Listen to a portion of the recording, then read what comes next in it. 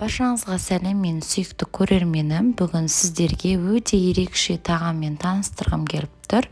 Яғни, егер де сіздер балық жеп болғаннан кейін уылдырығынан не жасайтыныңызды білмесеңіз, міндетті түрде осы котлетті жасап көріңіздер. Сіздерге жасап көруге кеңес беремін, өйткені дәмі өте ерекше болып шығады. Бізге ең алдымен уылдырық керек болады. Менікі сазан балығының уылдырығы. Мен көбінесе осындай іртік болып шыққан түрінен жасаймын. Негізі өзіңіз қалаған кез келген түрінен жасай берсеңіз болады. Алдымен осы уылдырықтың ішінде болатын осындай шығатын пленкадан тазартып аламыз. Бұл қазір бізге котлеттің ортасында, яғни шығып тұрмас үшін міндетті түрде тазартып алсаңыздар болады. Одан кейін үстіңіне 2 жұмыртқа, дәміне қарай бұрыш, дәміне қарай тұз саламыз. Одан кейін өздеріңіз білетіндей нан үгіндісі, яғни панировочный сухари саласыздар. Сіздегі жаңағы уылдырықтың көлеміне қарай, менде 300 грамм уылдырық болғаны үшін мен 3 үлкен қасық панировочный сухари салдым.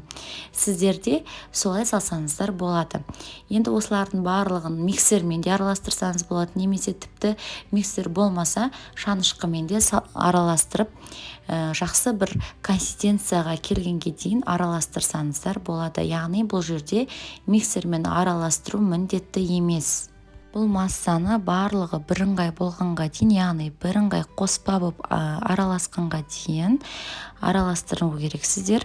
Одан кейін барып міндетті түрде қасықпен тексеріп көріңіздер. Яғни біраз ағыңқы болып шығу керек. Өйткені жаңағы біз қазір табаға қуырған кезде жеңіл болып салынатындай.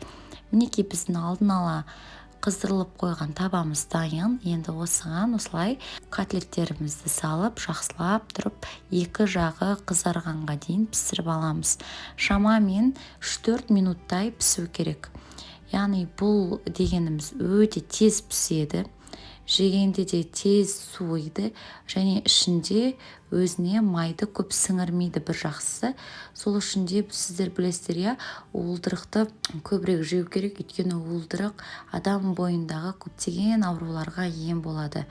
Яғни осылай балықтың ортасында шыққан уылдырықты тастай салмай, ысырап етпей, осындай жолмен, осындай жеңіл котлеттерді жасап шығуға болады. Осындай дәмді болып шығатын котлеттерді сіздерге үй жағдайында жасап көруге кеңес беремін. Өйткені 1000 рет айтқанша, 1 рет жасап көріп жегенге ештеңе жетпейді. Ал пікірде осы рецепт сіздерге ұнады ма, міндетті түрде бөлісе кетіңіздер. Өздеріңіздің лайктарыңызды қойыңыздар. Егер арнаға тіркелмесеңіздер, каналға тіркеліп қойыңыздар.